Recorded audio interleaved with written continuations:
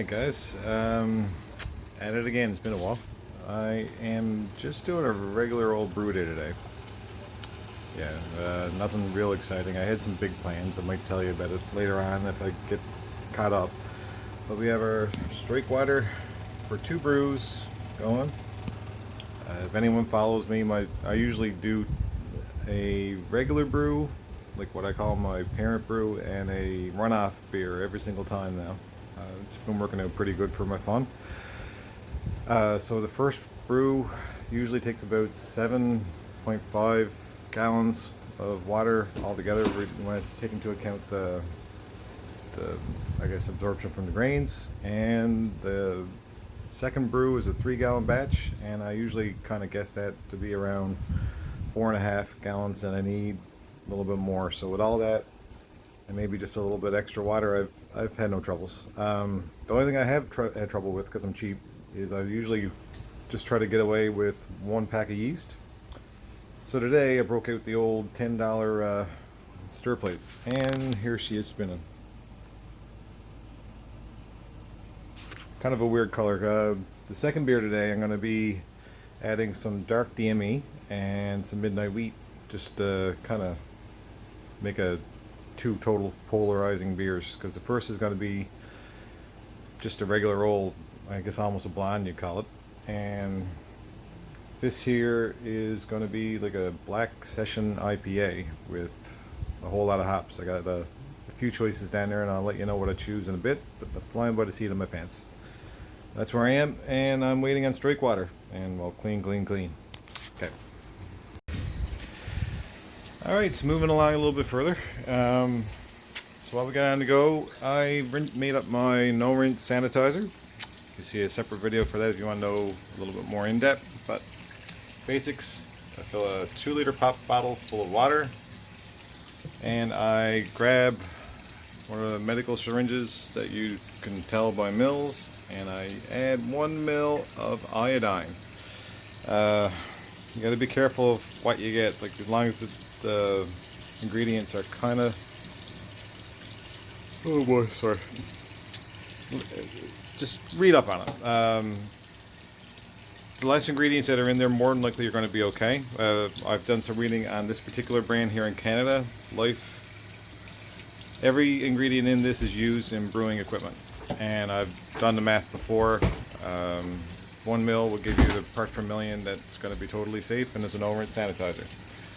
And yeah, that's the boss. She allowed me to do some brewing today, so she can do what she wants.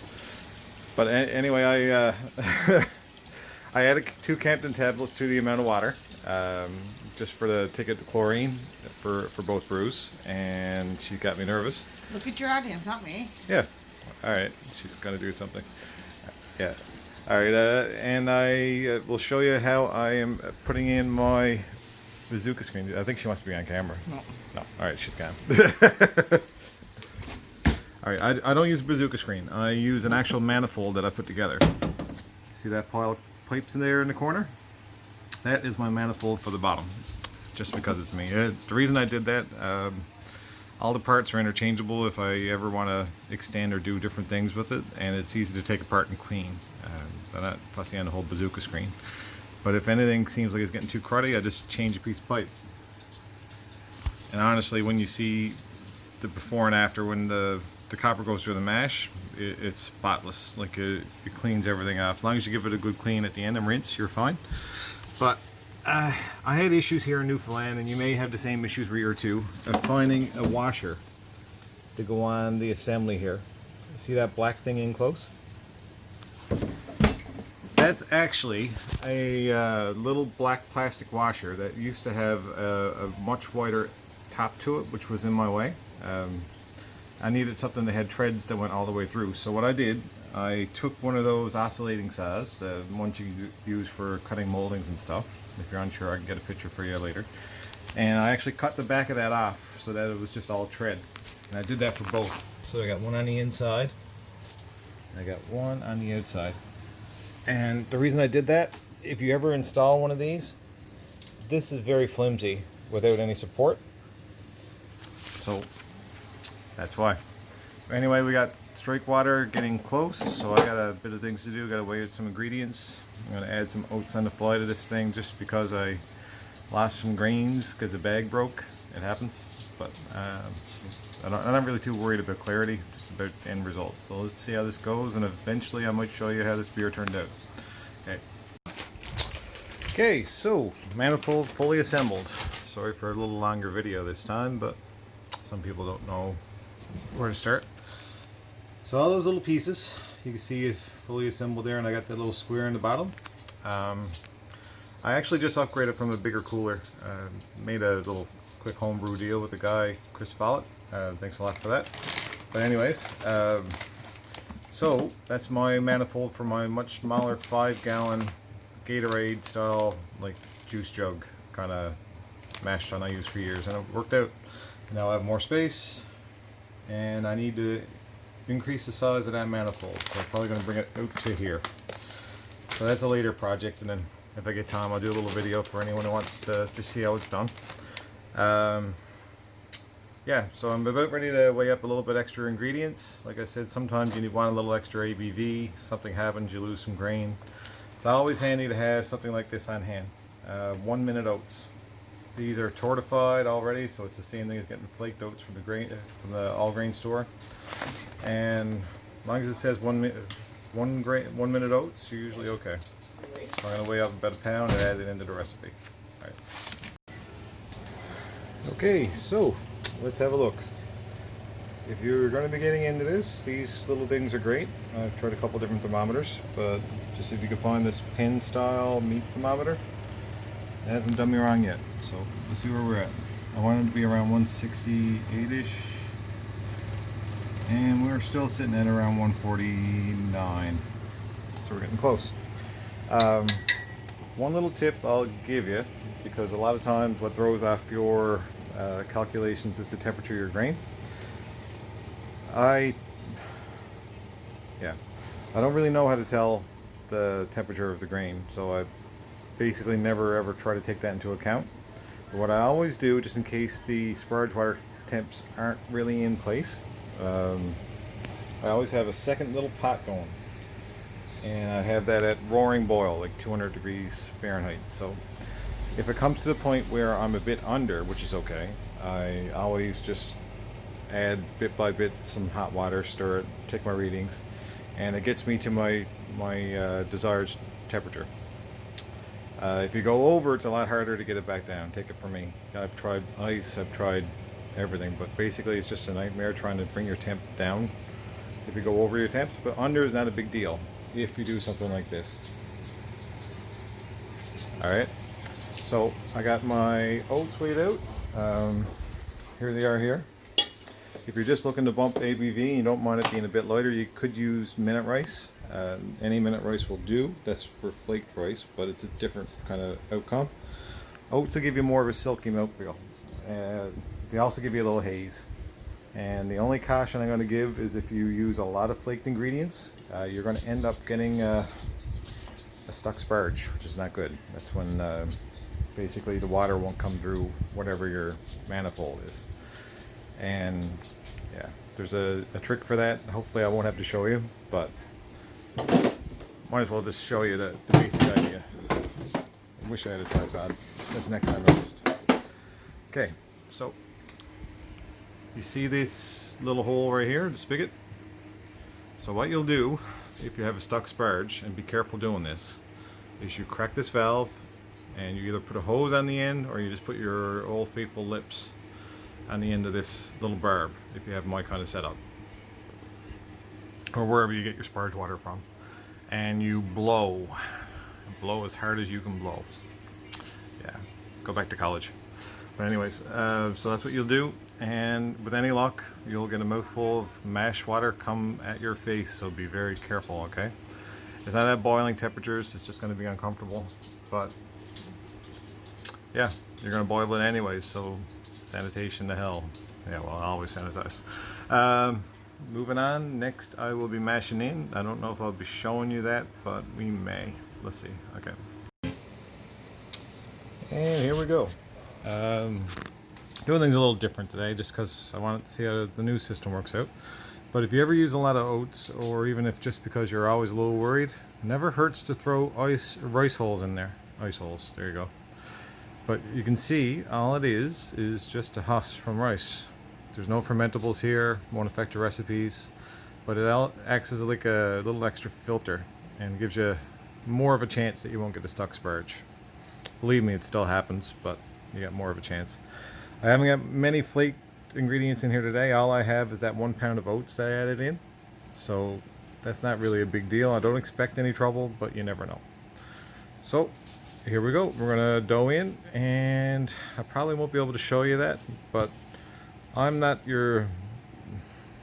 super particular.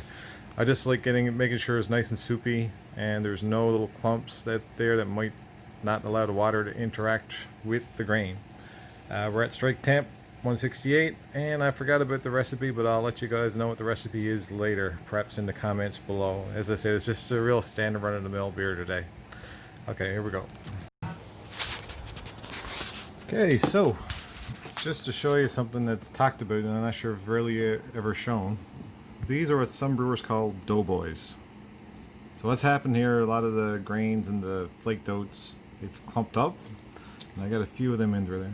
That's something you need to watch out for, because what's going to happen, your hot water is not going to be interacting with the doughboy, like all the grains that are inside of it. So try to find them and break them up if you can. Okay.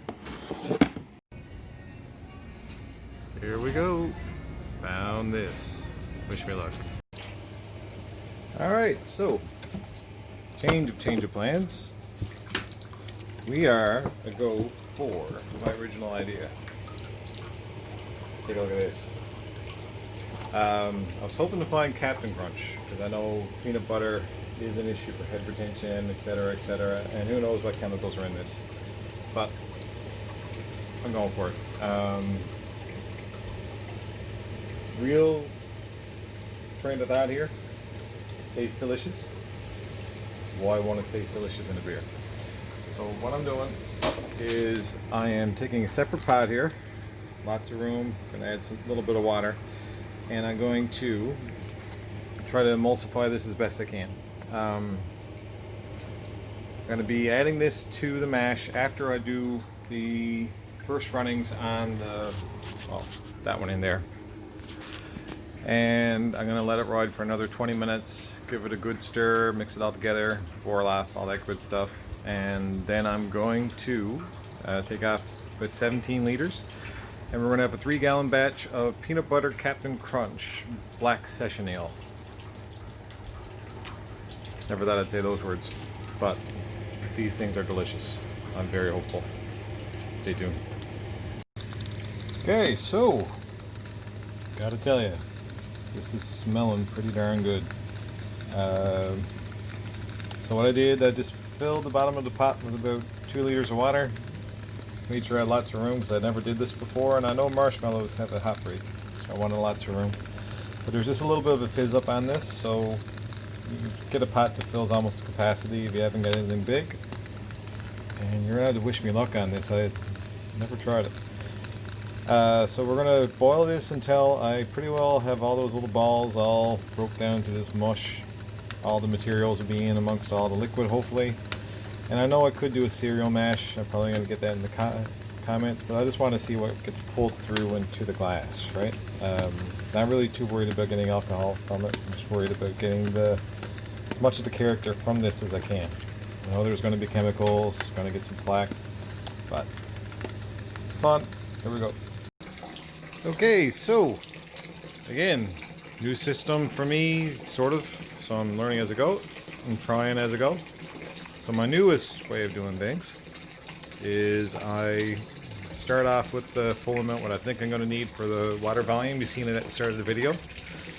And thankfully enough with my new extra space, which most people already had anyway, but I was just cheap and went what was given me, I poured the full amount of my 2 brew water volume into this. Now I'm only going to fill this guy up here. Your pot might not have the markings on there. So I'm filling this up to about 7.5 gallons. Reason for this, last couple brews I've noticed that I've I don't know if it lasts so much more extra from a bigger pot, but I'm hoping that with the trub and everything that's going to be left in the bottom of the pot afterwards, I'll just be able to fill it fermenter with what I think I need. So that's percolating. So now I don't need to really wait too much around. I have a big pot set up so that all the liquid should go in even when it starts to trickle at the end. I'm still going to watch it, of course. But I have nice clear runnings going. It's working by itself. That's a bonus. Moving on out to the other part of this project. Take a look at this. All those magical Captain Crunch peanut butter bits all dissolved into this liquid. So what's going to happen, this is my way of doing things. I'm going to be filling that up to volume. That's my first brew. Bring that outside, get it up to boil on the propane, and then I will try to take off another 17 liters, or 17.5. I think that's what I usually go with to get a 3-gallon fermenter filled up. And before I do that, I'm just going to mix this mixture in with that. If my math's right for my volumes, I should have the right amount what I need. I won't need to add any extra water, but honestly, I've added cold water before disparges, and I haven't really noticed much difference in my numbers. But that's where we are. Next time you see us, we'll be at hop additions, and I need to figure out how I'm going to hop this second beer. First one I have figured out, but I think it's going to be kind of a really light bitter in at the start, and that's about it, because I want to see how the peanut butter comes through. Ooh, okay, so here we go. It's all in there. Very little ended up being stuck to the bottom of the pot, to the sides of the pot, actually none. And it was all just this nice peanut buttery, Captain Crunchy kind of liquid. Yeah. Alright. First brew's on the go. Got to bring that out to the burner. So we're percolating. 20 minutes later, that's going to be in another pot. Okay. Okay, so see how good my memory is. The base recipe for this, before I forget, is 6.5 pounds of Pilsner malt. I got 2.5 pounds, actually 6 pounds of Pilsner malt, 2.5 pounds of Vienna, just to give it a nice yellowish, hayish kind of color. Got 8 ounces of honey malt and 12 ounces of carapils in there to give it a nice head retention, nice lacing on the glass. And I got a pound of oats because of a mix-up. I may have lost so much of the grains in the back of the van, but that's okay. So as you can see over there, I'm still lautering out for the second part of the brew. I have the peanut butter Captain Crunch emulsified and added to that, and it's been doing a sort of a rest and mash for about 20 minutes. And I'm going to be adding dark DME to this and steeping, I believe, 4 ounces of midnight wheat. I've got 8, but I think that might be a little bit overkill because it doesn't really matter. I'll save some midnight wheat for my tickle trunk. Yeah, so outside, you probably can't see it from there, but outside I got the first brew going, sitting down now, just relaxing and waiting. Then it comes down to cleaning. All right, hops. I got 8 grams of Chinook in the first brew for bittering. I going to go with just 10 grams of Hallertau Blanc around 10 minutes, just to have a little something extra in this, and I didn't want nothing too in your face. It's just going to be an easy drinker. And the second beer, I'm thinking about just doing bittering. Why not, right? Did some numbers, and I think 8 grams of Centennial, where it's like a little bit older, is going to work out fine. So, still going. All right, so the hardest part about all of this is just the waiting. I didn't want to add any extra water to the second running spear because I'm trying to get all that peanut butter Captain Crunch character, which I can't believe I said those words, out of the added adjunct to the sparge. I just let it go through. I didn't add any extra water. I just allowed it to go until it was just a small little drip, drip, drip coming from my spigot. And yeah, so that's it on the pot now, but it's going to be delaying my day a little bit just by an extra 10 or 15 minutes. Here's my brew buddy today. Hi, Marley. Anyway, yeah, so what I do during those waiting points is right now I'm just waiting for a timer to go off.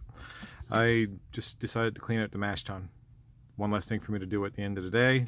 Time goes by a little bit faster when your mind's occupied. But take a look at how clean your copper gets after a brew day. I always just spray with a little bit of the disinfectant, the no rinse sanitizer, and basically the next brew day all I have to do is just open up the top because I keep it inside of my mash tun. Just open up the top, disinfect everything one more time just to be safe, but it should be okay, and that's it. Also, you may want to do what I do as well. After I get the tun fairly clean, I open up fill up to the base with water, and I allow the spigot to open up just to clean the inside of that a little bit. From time to time, you'll have to take it all apart and give it thorough cleaning, but most of the time that'll do you. Yeah, waiting on timers. I just have a 10-minute addition to put in on the first brew, and basically just waiting on a boil for the second brew. I'm not going to add any late addition hops at all. I'm just going to have about 19 IBUs, maybe 18 I think it is, depending on the water volume. But moving along. Alright, so some of you might have been through this and mightn't, but one of the biggest problems in homebrew for anyone with a significant other is boilovers in the house. Thankfully I'm not doing that right now. I'm not at any risk, but what happens, I don't know if you can notice, there's a little, this is almost near what they call a hot break. So what happens, all the proteins in your beer they get released, and it's like a little volcano. But if you're careful and you know your volumes, you can do it safely without having to look. Full capacity, I used to fill this pot up to say here, and I'd have to be sitting right next to the pot, little squirt bottle, squirt, squirt, squirt, squirt. And if you adjust your propane and you watch very carefully and intently and be on the edge of your seat, you're okay. But if you look away for a second, boom, that's it. But if you have to notice, with these 3-gallon batches, you have like a turkey fryer setup, this is my remnants of my old turkey fryer setup I used to go by. I have a lot of room for that protein explosion to go, right? So I can just let that ride and there's no stress. But what you're watching for is just the top of this, it'll start bubbling and moving. And when that starts to happen, shortly thereafter, this is going to go. Just a little more info. I almost forgot. I put 1 pound, or 100 grams less than 1 pound of black or dark DME in this second boil for the peanut butter experiment, peanut butter crunch. And I'm going to be adding about 3 ounces of midnight wheat in this. See this cheesecloth? You can get it at any dollar store. Just going to wrap it up in a little bundle, plop it in, give it a little couple smacks to crunch it up, and hope for the best. Okay. Alright, sorry for the change of wardrobe and the shave, but that's the magic of the internet. Everything went well. The only thing is I'm really confused, and I really shouldn't be confused because I think I know the answer. My first batch, the parent brew of this, came in at 1.042. That's okay. I know it's lower than what I expected, but I had issues with temperature. I'm okay with that. I'm just going to let it ride, never added any extra sugars.